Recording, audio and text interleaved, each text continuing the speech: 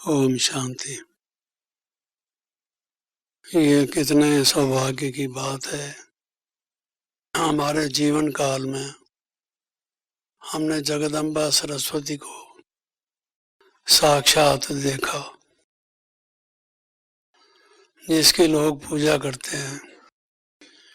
स्कूलों और कॉलेजों के बाहर कहीं मूर्ति बनाकर, कहीं वैसे सरस्वती के चित्र बने रहते हैं कि ये विद्या की देवी है। वो कैसे विद्या की देवी थी, ये जिन्होंने उनके साथ जीवन व्यतीत किया, उनके साथ रहे, क्या विशेषता थी उनकी। तो उनके अनुभव को सुनना ये भी एक बहुत जीवन में लाभकारी चीज है। ऐसे मौके मिस नहीं करने चाहिए। ये जीवन में बहुत बड़ी उपलब्धि है।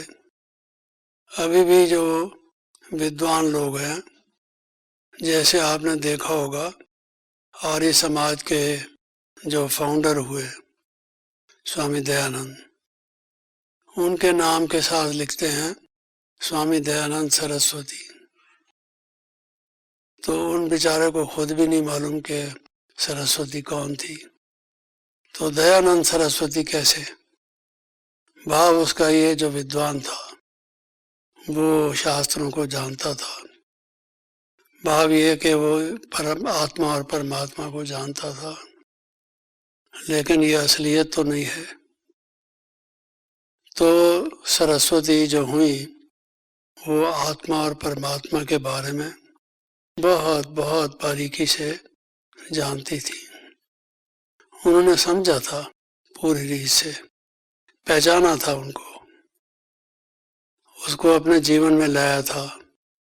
तो अब जो हमारी वरिष्ठ बहनें हैं, जैसे मनोहर दादी आज यहाँ विराजमान हैं, जिन्होंने उनके साथ जीवन व्यतीत किया और अनुभव किया, उनसे सुनने के आपको मौके मिल रहे हैं। उसमें आपको नोट करना चाहिए। क्यों?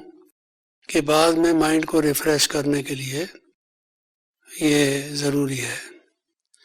मन के दोनों गुण हैं, भूलना भी और याद करना भी। भूलना भी एक गुण है। आप कहेंगे ये तो अवगुण है, लेकिन अगर मन में भूलने की क्वालिटी ना हो तो हम रात को सो भी न सकें। वो भूलेगा ही नहीं अगर दिन भर की बातों को, तो हमारा दिमाग ही खराब हो जाए। तो भूलना भी कई दफ़ा ज़रूरी होता है।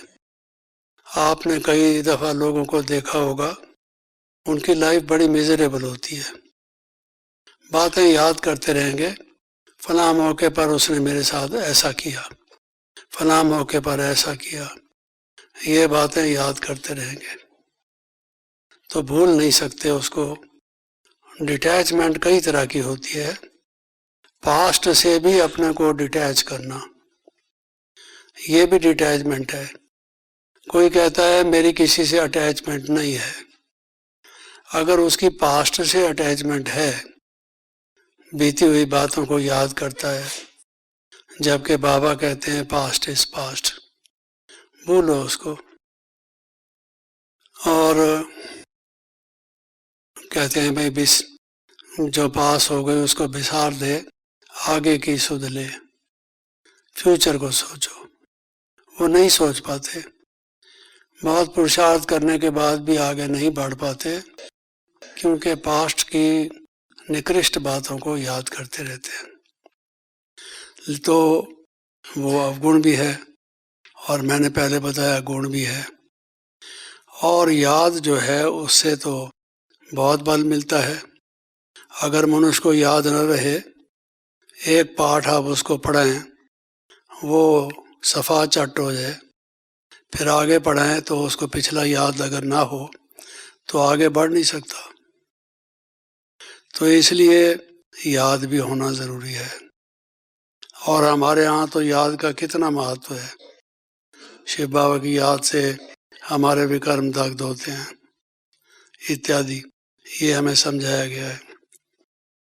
अभी भी कई लोग जिन्होंने आइंस्टाइन से मिल के काम किया, या उसके अनन्य शिष्य थे, उन्होंने जो रिसर्च की वो उसकी गाइडेंस में की, या जो विज्ञान क्षेत्र में या औरों क्षेत्र में रहे।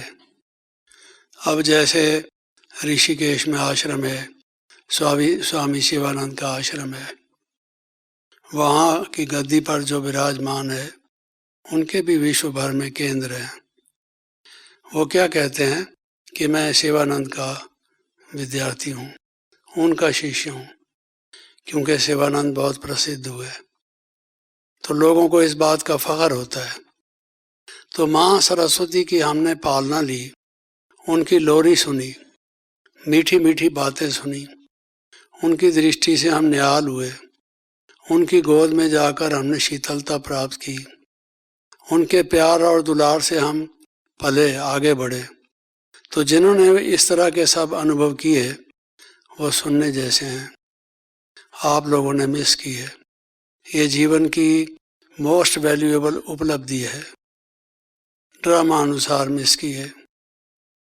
ब्रह्मा बाबा तो अव्यक्त रूप में फिर भी हमें मिलते रहते हैं। माँ को कभी बुलाते हैं तो बाबा कहते हैं आज वतन में मम्मा को इमर्ज किया, मम्मा ये कह रही थी, इतने मात्र। तो उस मम्मा के साथ जो रहे उनकी बातों को तो बहुत ध्यान से सुनना चाहिए, उससे हमारा प्रोग्रेस होता है। किसी बिजनेसमैन से हमें अगर ये मालूम हो जाए कि बिजनेस में आगे बढ़ने के फार्मूले क्या हैं, वो वक़्त पर बड़े काम आते हैं। ऐसे ही मम्मा कैसे मम्मा बनी, उसके जीवन में ये सद्गुण सब कैसे आए, क्या उनके जीवन की विशेषताएं थीं, किस पुरुषार्थ से उन्होंने ये प्राप्त की, अगर ये हमें मालूम हो तो हम जल्दी प्रोग्रेस कर सकते हैं। क्योंकि अनुभव उनका हुआ, उस अनुभव को अगर हम शेयर करें तो हमारा लाभ होगा। तो इस बात को सामने रखते हुए जो आज हमें मौका मिला, बड़ी खुशी का मौका मिला कि दादी मनोहर इंदिरा हमारे बीच हैं, शुरू से हैं और मम्मा के बहुत नज़दीक थी, काफ़ी उनका मिलना जुलना आना जाना था।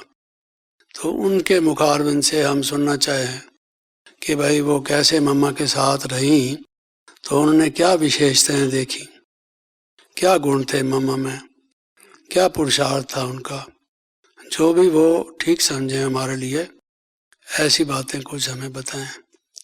इसलिए अब मैं उनसे रिक्वेस्ट कर रहा हूँ। ओम शांति।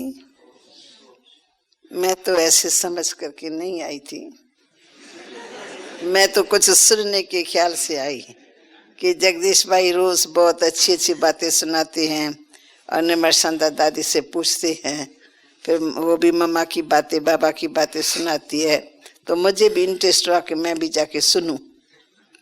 तो यहाँ आने के बाद का इस सीट पर बैठो, मैं समझ गई सीट पर बैठेंगी तो उसका मेरा पार्ट शुरू हो जाएगा इसलिए भ्राता जी मैं कुछ सुनने के लिए आई हूँ। आज आप मेरी चाहना को पूरा करने के लिए आप थोड़ा थोड़ा और सुनाइए। आप भी मम्मा के बहुत अच्छी तरह से नज़दीक थे, मम्मा का प्यार भी लिया, बहुत बातें आपने अनुभव की, तो मैं आपके मुख से सुनना चाहती हूँ।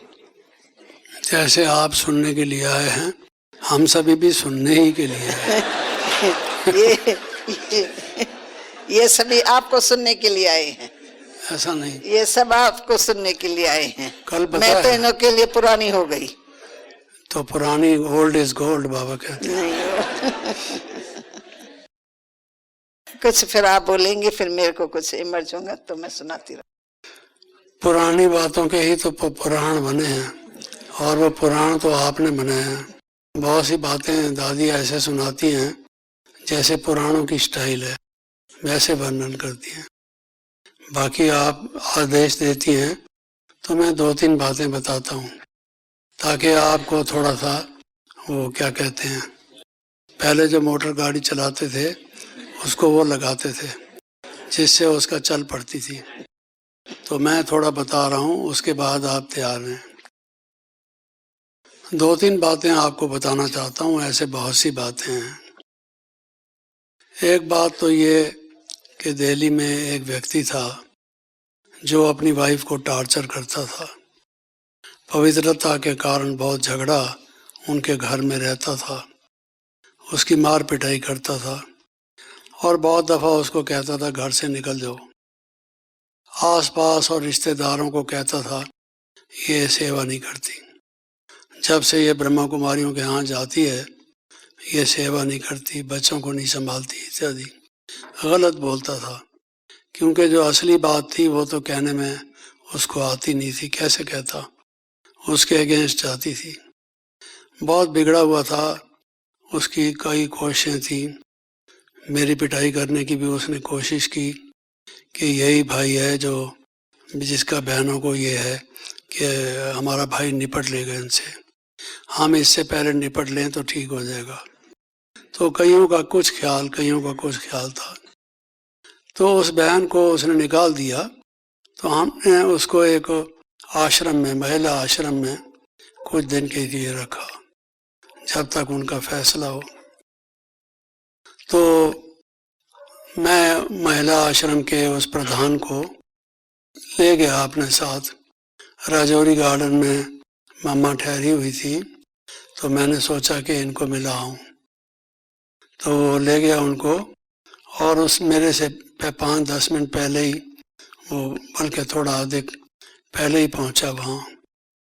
पहुंच के दरी कहाँ फेंकी जो पड़ी हुई थी, बल्ब तोड़ दिए, कुर्सियाँ इधर उधर पटक दी, काफ़ी अपना तमाशा दिखाया, जोश किया, झगड़ा किया।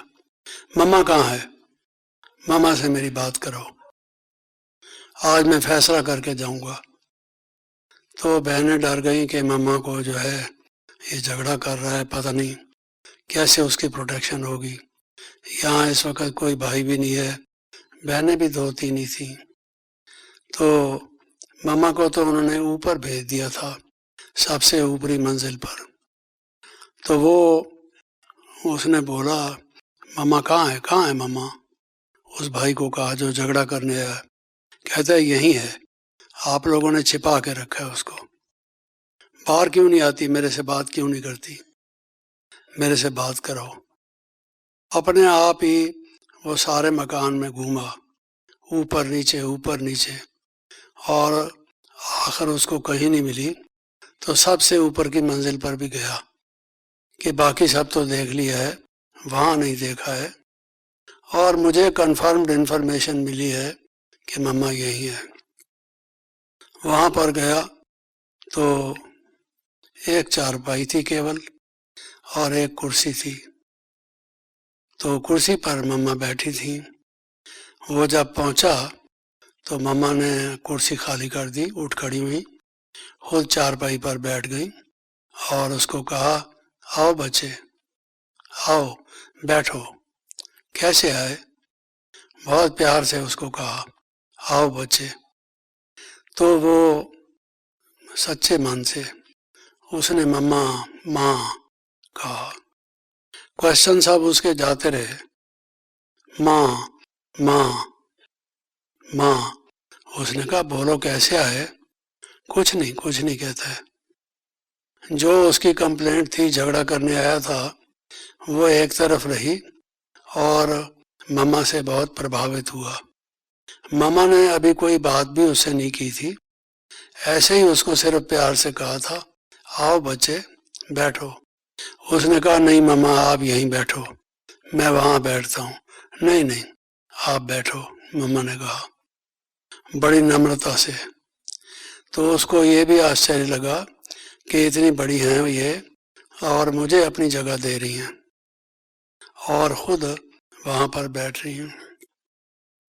तो बैठ तो गया था वो, लेकिन जब अपनी बात बताने का टाइम आया तो बता नहीं पाया।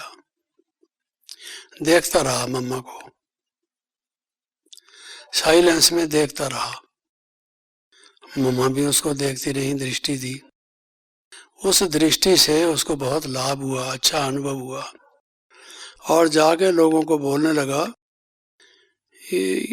ये जो ब्रह्मा कुमारियां हैं ये ठीक नहीं है, मम्मा इनकी ठीक है।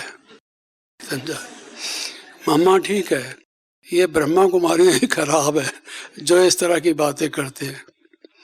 मम्मा के बारे में वो कायल हो गया इस बात का कि मम्मा कितनी महान है। तो मम्मा मैं फिर कभी भी आऊँगा। उसने कहा भले आना, कोई गुस्सा नहीं, कोई झगड़ा नहीं। क्यों आए तुम? बिना पूछे ऊपर कैसे आ गए? कौन है तुम्हारे साथ? किससे इजाज़त नहीं ली? ये कोई सभ्यता है? कुछ नहीं कहा मम्मा ने। कोई अपॉइंटमेंट नहीं, कुछ नहीं, और सीधे किसी के मकान में घुस के और लास्ट मंजिल पर चले जाना, ये तो लॉ के खिलाफ है। कह सकता है आदमी। मम्मा ने कुछ प्यार से उसको बोला। तो मम्मा का जो प्यार था, मम्मा की जो दुलार था, जो व्यक्तित्व था, वो इतना प्रभावशाली था कि बाबा की बात को मैसेज के रूप में देने के लिए बहुत ही एक आदर्श था। तो ये जब हम पहुँचे उसी वक़्त वो निकल के गया, हमसे उसकी भेंट नहीं हुई। तो हम जैसे ही पहुँचे हमने देखा दरी कहाँ, बल्ब टूटा हुआ है, टुकड़े टुकड़े, ये है वो है, सारा ये ऊट पटांग किसने किया? तो बताया गया कि वो आदमी आया था और वो खुद ही ऊपर चला गया। तो हमने कहा फिर क्या किया उसने? तो कहता है मुझे कुछ पूछना नहीं है। तो चुप करके चला गया। मम्मा ने उसको टोली भी दी, टोली भी ली, चला गया। तो योगी के लिए ये गाया हुआ है कि उसका जो व्यक्तित्व होता है, उसकी जो मनसा होती है, जो उसकी स्थिति होती है, वो चूँकि सबके प्रति सद्भावना, सबके प्रति प्रेम, किसी का भी जो कहते हैं बुरा नहीं सोचना, सबका भला हो। जिसको बाबा कहते हैं जो निंदा करे वो भी हमारा मित्र है। प्रैक्टिकल बाबा के जीवन में भी हमने देखा, सिर्फ कहने मात्र नहीं, जो निंदा करते बाबा उनको वैसे ही मित्र की तरह से चलाते। बच्चे हैं ना, बाबा कहते ये बच्चे हैं ना, इनको ज्ञान नहीं है, इनका कसूर नहीं है, ड्रामा अनुसार इनका यही पार्ट है, क्योंकि अभी इन्होंने समझा नहीं है ना। जब समझ जाएंगे तो ऐसा नहीं करेंगे। तो इसलिए इनकी बात को बुरा मनाने की ज़रूरत नहीं है, ऐसे कहते थे बाबा। और ऐसे ही हमने देखा ये जो जिसको कहना चाहिए मिरेकल, करिश्मा, या जो उनके जीवन की एक मिकनातीसी शक्ति, मैग्नेटिक पावर, ये इस कारण से थी कि सबको बच्चे समझना। सिर्फ वो बीकेज ने उनको मम्मा कह दिया, मातेश्वरी कह दिया, तो यहाँ लिमिटेड रूप में वो मातेश्वरी बन गई, ऐसा नहीं। उनकी प्रैक्टिकल फीलिंग थी, व्यवहार में उनकी चलन ऐसी थी जैसे वो सचमुच में सबको बच्चा समझती हैं, चाहे उनकी आयु कुछ भी हो। तो आप सोचिए कि ये देह अभिमान खत्म हो गया ना। जब आयु का भान नहीं, पुरुष है स्त्री है इसका भान नहीं, शत्रु है या मित्र है इसका भान नहीं, किसी भी चीज़ का देह अभिमान नहीं, तो वो योगी होगा ना। बिना योग के देह अभिमान कैसे चला गया? जो योगी होगा, योग की शक्ति सर्वश्रेष्ठ है, इससे ही विजय प्राप्त करता है, विजय माला का मनका बनता है। तो ये हमने मम्मा की लाइफ में प्रैक्टिकल देखा। वरना इतने इवेंट्स हुए उन दिनों में इंस्टीट्यूशन की हिस्ट्री में, एक के बाद एक, जो उत्तेजना देने वाले थे, भड़काने वाले थे। कोई भी युवक युवती उसको सुन के बहुत बिगड़ेगा। कई लोग बाबा की इतनी निंदा करते थे, आदमी अपनी निंदा तो सुन लेता था, चलो उसके बाद संस्था की करे तो भी बर्दाश्त कर लेता था। खास करके जब बाबा की कोई निंदा करने लगे, जिससे हमारा अनन्य प्यार है, जिससे हमने नया जीवन पाया है, और वो उल्टी सुल्टी बातें इतनी खराब कोई बोले तो इरिटेशन होती थी, उत्तेजना होती थी। लेकिन ये ना हो, ये कैसे सीखा सबने? मामा बाबा से।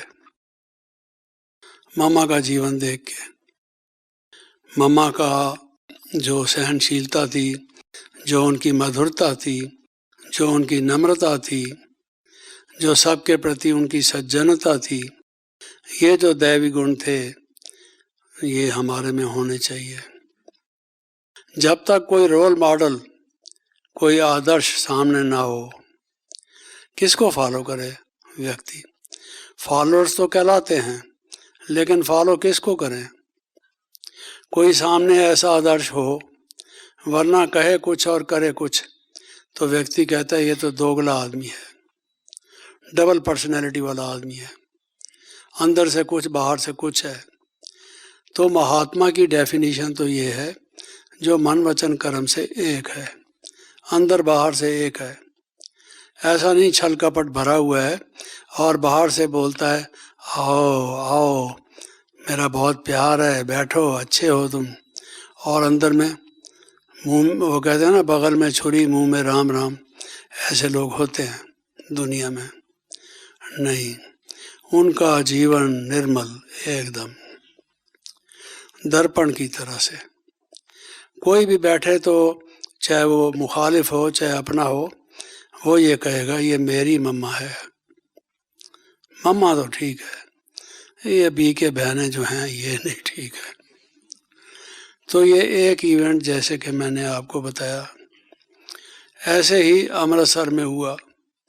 अमृतसर में काफ़ी झगड़ा हुआ, बहुत से लोगों ने अपोजिशन की काफ़ी बड़ा ग्रुप बना लिया और हम लोगों को तार आया कि तुम फ़ौरन पहुंचो, लोग बहुत बिगड़ गए हैं और काफ़ी संख्या में उन्होंने गुट बना लिया है, तो कल को कुछ भी कर सकते हैं वो। उनकी डिमांड ये थी कि ये सेंटर हटाओ तुम, अमृतसर में हम नहीं रहने देंगे, और कहीं जाके तुमने अपना बनाना हो बनाओ, अमृतसर खाली छोड़ो, हमारे यहाँ नहीं ज़रूरत आप लोगों की। तो मैं पहुंचा और ये जो ब्रिजमोहन भाई हैं, इनके लौकिक पिताजी थे, वो भी पहुंचे। अभी सुबह को हम पहुंचे ही थे, तो थोड़ी देर के बाद जो है वो पहले योग में जो बाद में गीत बज रहे थे, उसमें गीत में ये था, मेरा लाल दुपट्टा मलमल का, ये गीत बज रहा था, मेरा लाल दुपट्टा मलमल का। तो वो बाहर खड़े हुए सुन रहे थे, पहले ही खिलाफ, और वो बोलते हैं कि देखो किसी धार्मिक संस्था में आज तक आपने सुना है मेरा लाल दुपट्टा मलमल का? इन्होंने ऐसे गीत भी संभाल के रखे हुए हैं। हमारी माताएं बहनें यहाँ जाती हैं और कहती हैं वहाँ सत्संग है, अच्छी बातें बताई जाती हैं, तो ये लाल दुपट्टा मलमल का क्या होता है? तो बहुत बिगड़े, काफ़ी लोग इकट्ठे हो गए, मेरे ख्याल में कोई 1500 के करीब लोग इकट्ठे हो गए। एक पुलिस स्टेशन के पास आनंद जी गए, एक के पास हम गए जल्दी से कि ये बहुत बिगड़े हुए हैं, ये सेंटर के दरवाजे तोड़ेंगे, झगड़ा करेंगे, और कोई भी आएगा उसको बिगाड़ेंगे, कहेंगे सुनो इनका गीत क्या बोलता है। बाबा तो हर एक गीत का अर्थ करते थे, आपने देखा है, मुरली के शुरू में गीत लिखे हुए होते हैं। अब किसी ने उसकी बैक साइड सुना दी होगी। बहुत से जो गीत बजाने वाले बैठते हैं वो ये नहीं देखते कि इधर का बजाना है या उधर का बजाना है, और हम लोगों को इस चीज़ का भान नहीं। कोई बात जो दुनिया में सिनेमा में कही गई, बुरी बात कही गई, हम उसका ध्यान नहीं देते। मेरा लाल दुपट्टा मलमल का, तो हम तो बाबा की याद में रहते हैं, मलमल का हो या खद्दर का हो, हमें इस चीज़ की परवाह नहीं, लाल हो या नीला हो उसके फर्क नहीं पड़ता। तो वो तैयार हो गए झगड़े के लिए, तो हम भी पहुंच गए। थोड़ा पुलिस वाले भी कुछ आए, तो उन्होंने कहा इंस्पेक्टर ने हम और भेजते हैं जल्दी से। अब वो जो लोग इकट्ठे हुए थे उन्होंने दरवाज़ा तोड़ दिया, क्योंकि बार बार खटखटाया, बहनों को कहा हमें अंदर आने दो, हम आपकी मातेश्वरी से मिलने आए हैं। उन्होंने कहा मातेश्वरी नहीं मिलेंगी, इस वक्त नहीं मिलेंगी। मिलेंगी कैसे नहीं, हम इतने लोग आए हुए हैं, मिलेंगी कैसे नहीं। हम सिर्फ 5 मिनट मिलेंगे, उनसे नहीं मिलेंगे तो अब नहीं मिलेंगे, कब मिलेंगे? फिर आप कहेंगे वो चली गई, इसलिए हम मिल के ही जाएंगे। नहीं खोला जब किसी ने, ऐसे ही चलाते रहे, उन्होंने दरवाज़ा तोड़ दिया। दरवाज़ा तोड़ के जो उन्होंने 5-6 व्यक्ति अपने मुख्य मुकर्रर किए हुए थे जो बात करें, सारे तो अंदर नहीं जा सकते थे ना, इतने बड़े रश था। तो कुछ लोग जो 5-6 थे वो अंदर गए, ऊपर गए जहाँ मम्मा बैठी थी, फर्स्ट फ्लोर पर। वहाँ पर क्लास होती थी, योग का कमरा भी वहीं था। मम्मा योग में बैठी थी, साइलेंस में।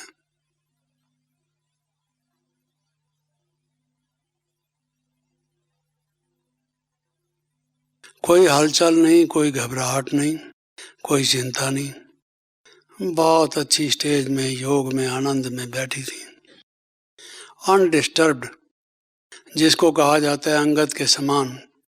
योगी जो है स्थिर रहता है, एक रस रहता है। मम्मा उस स्थिति में थी।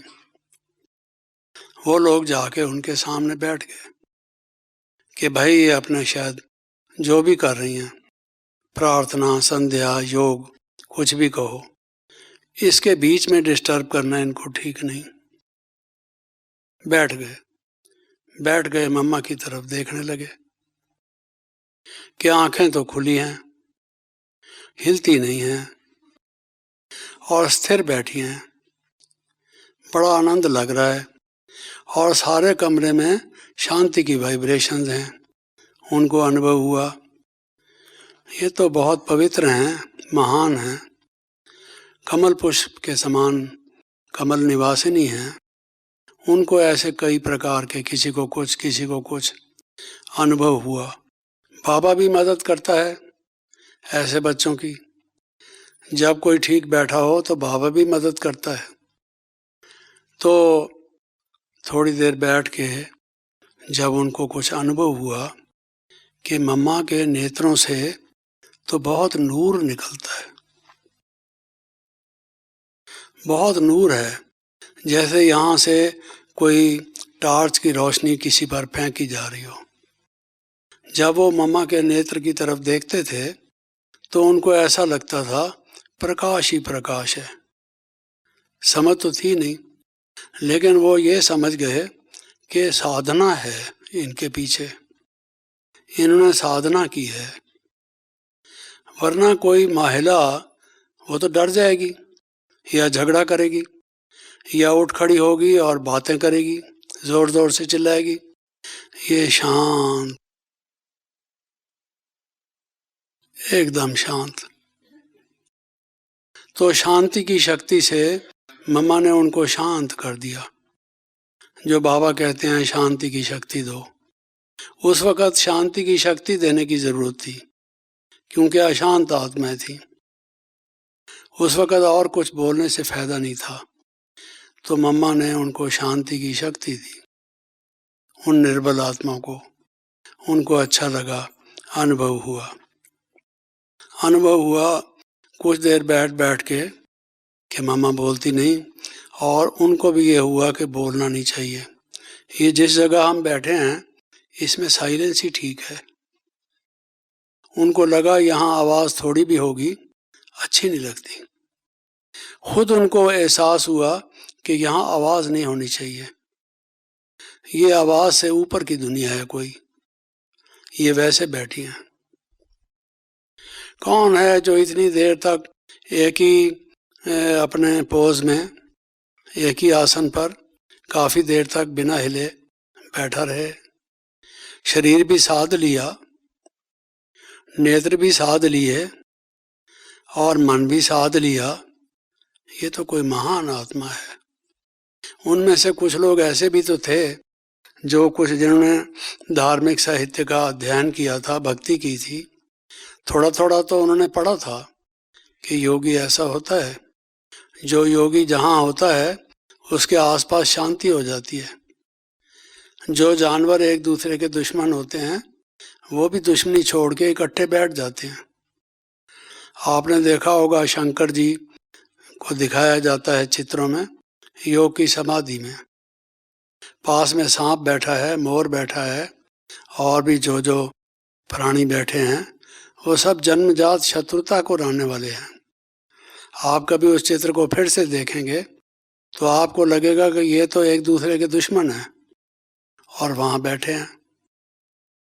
दिखाने का भाव ये है कि वो योग में बैठे हैं, योग समाधि में।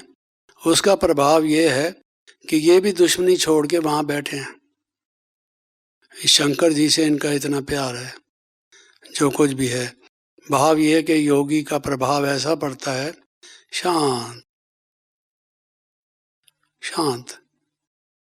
उन लोगों का मन नहीं था जाने का वहां से उठ का। मम्मा की शक्ति ने उनको पकड़ रखा था। मजबूरी से जैसे कोई जाता है कि लोग बाहर खड़े होंगे और अधीर हो रहे होंगे, कहीं ऐसा ना हो हल्ला गुल्ला करते हुए अंदर आ जाएं हमें ढूंढने के लिए, कहाँ गए वो, कहीं उनको तो नहीं कुछ कर दिया, तो इसलिए वो बाहर आए उनको समाचार देने।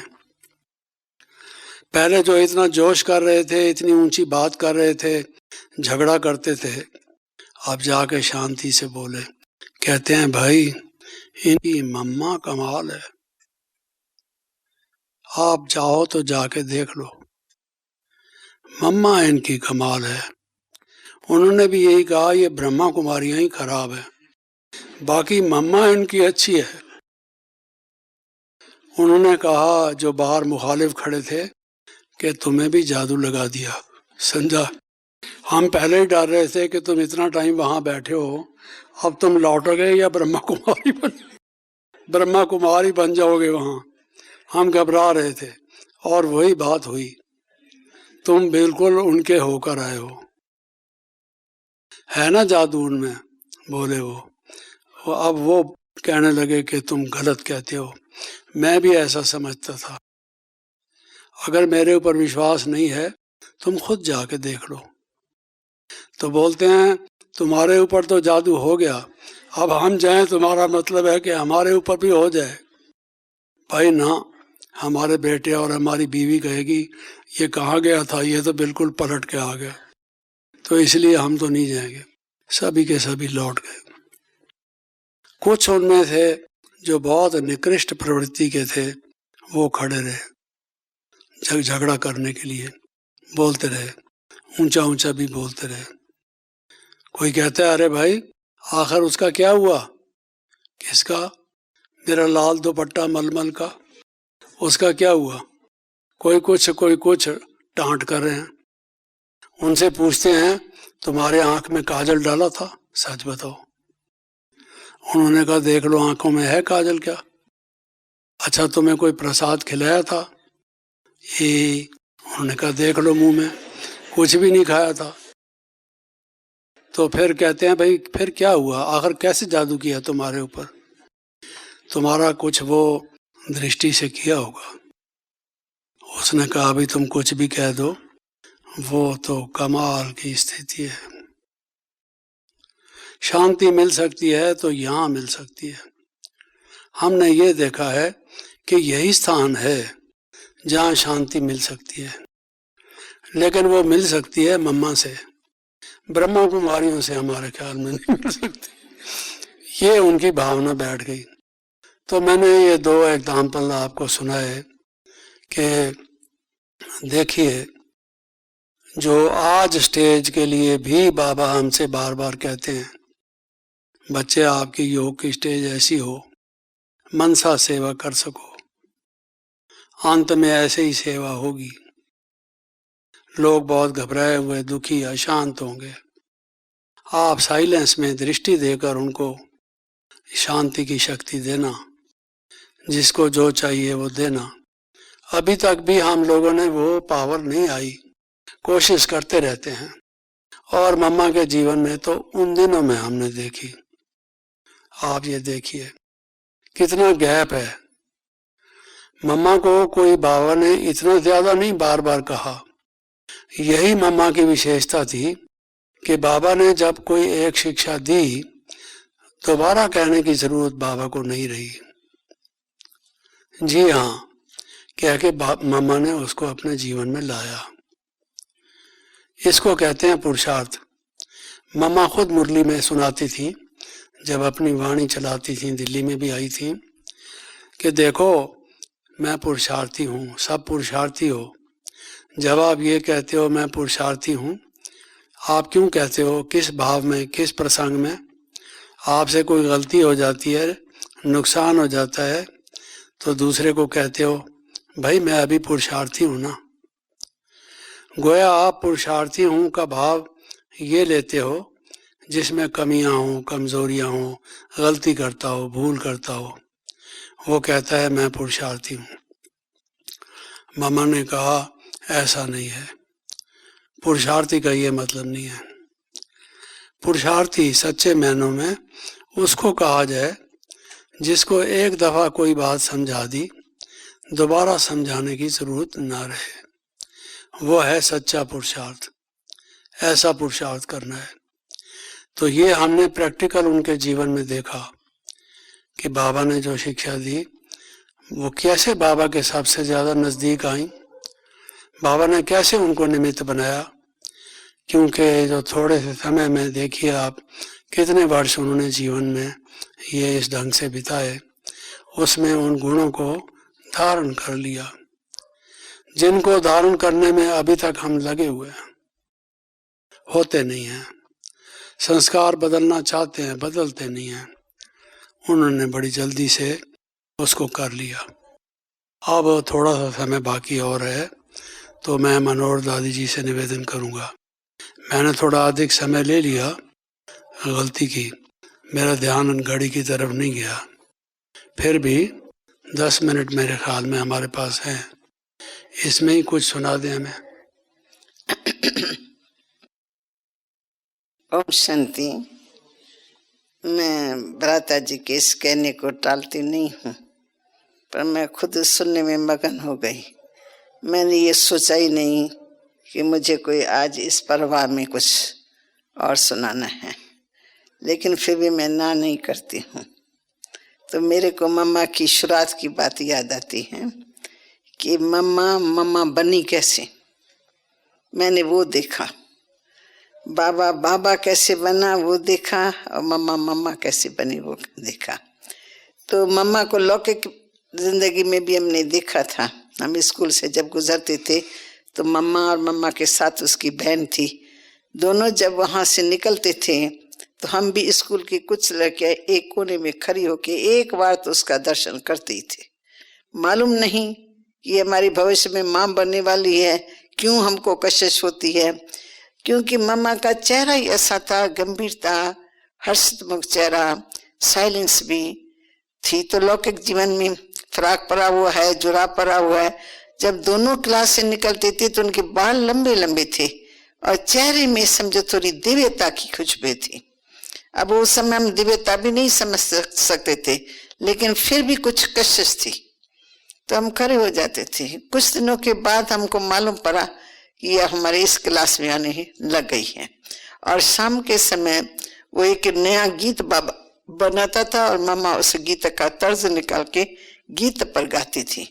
तो गाने वाली हमारी और बहनें भी थी, मिठू बहन भी बहुत अच्छा गाती थी, उनके साथ और भी कई थे, परंतु मम्मा का चेहरा ही बोलता था, दृष्टि से, मुख से, एक्शन से, जैसे एक गीत मम्मा के रूप से बहुत अच्छा लगता था। इसलिए सारे क्लास के अंदर इतनी कशिश थी, सारे शहर के बड़े बड़े लोग आते थे, रिश्तेदार वगैरह, बाबा के मम्मा के कई रिश्तेदार, उन सबको मम्मा का गीत अच्छा लगता था।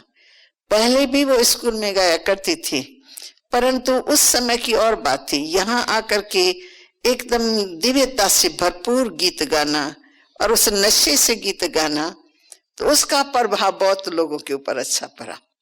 तो उसमें भी मम्मा ने, बाबा ने एक गीत बनाया था और मम्मा ने वो गीत गाया था अपने अनुभव के आधार से कि मीठी सखियां मैंने यहाँ आकर के क्या देखा। मम्मा सुनाती है, मैंने क्या आके देखा, मुझे ऐसे लगा जैसे मैं एक अंधों के हॉस्पिटल में आ गई हूँ, जहाँ ज्ञान का नेत्र खुलता हुआ मैंने देखा। यानी ऐसी आओ और ज्ञान का नेत्र खुल जाए, अज्ञान की आंखें फूट जाए और नया ज्ञान का नेत्र मिले। तो मैंने यहाँ आकर के ये देखा, और भी कई मामा के अनुभव के शब्द थे।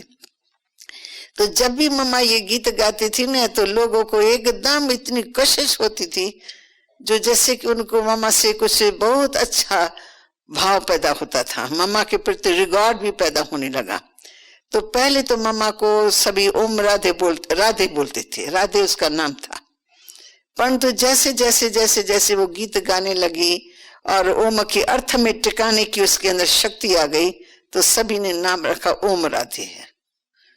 फिर थोड़ी और आगे चली तो थोड़ा भी मामा किसी को कोर्स कराती थी तो कोर्स में फोर्स बढ़ जाता था उनको, और वो बाप मम्मा का जो ज्ञान सुना हुआ होगा वो वापस कभी नहीं जाएगा, वो रोज आता रहेगा रेगुलर।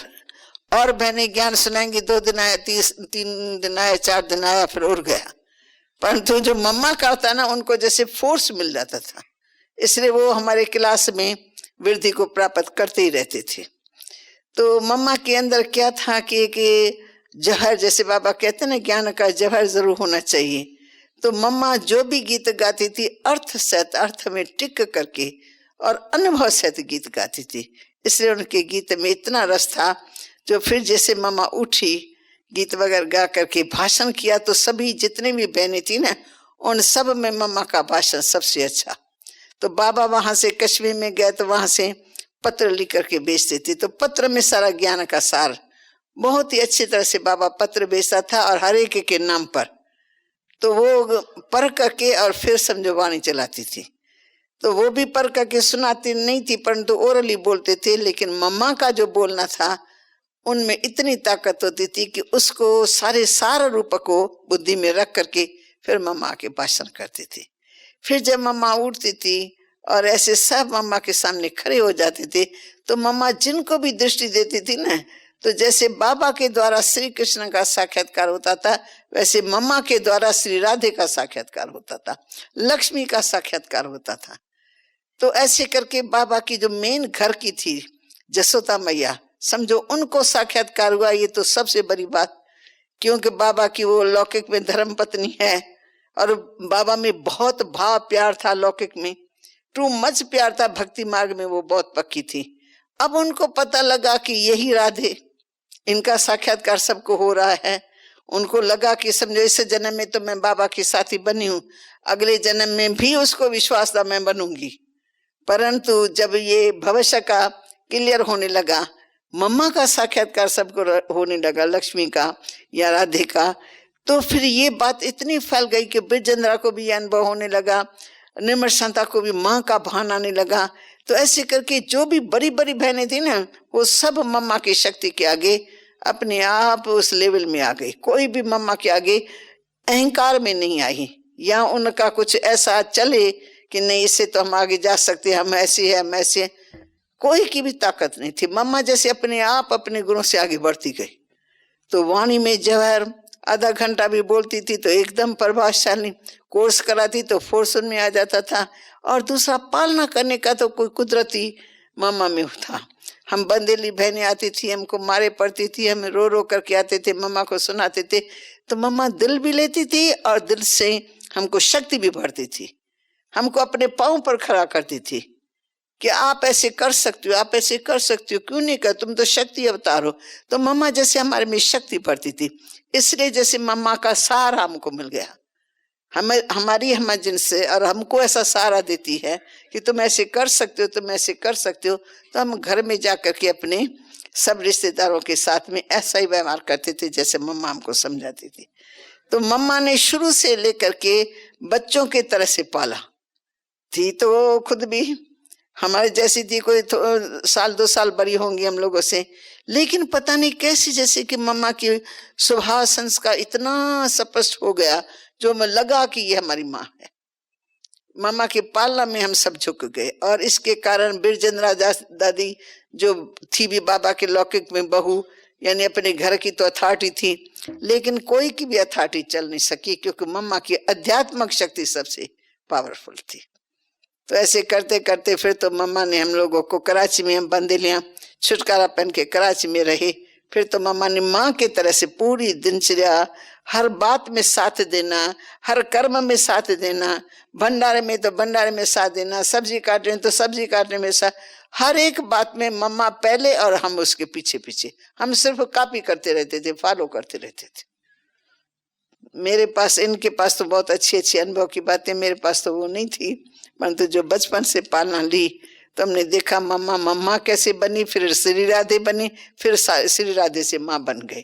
और दादी कुमार का जो साथ में परी है उनके साथ है, वो भी एकदम से उस भाव में आ गए कि ये हमारी माँ है। तो ये उनका अपना ही चमत्कार था धारणा का। ओम शांति। 10 बज गए। बहुत अच्छी बात बताई, और बातें दादी सोच लीजिए, फिर आप नेक्स्ट कभी बताइए। बाकी अभी चूँकि समय हुआ है, हम यहीं समाप्त करते हैं, और कल से शायद मैं ना आ पाऊँ। दादी मनोहर इंदिरा सुनाएंगी। नहीं, मैं कोशिश करूँगा थोड़ी देर। नहीं, ये प्रोग्राम ना दो आप आएंगे तो मैं आऊंगी, अगर आप नहीं आ सकते तो फिर मेरा आने का कोई प्रोग्राम नहीं है। ये सारी महफिल आपके नाम पर सजी है, ऐसा नहीं, इसलिए मैं नहीं इस वजह से आऊंगी। मैं आऊं और कोई ना आवे तो ऐसी बात नहीं भाई, ऐसा है क्या? ऐसा नहीं है।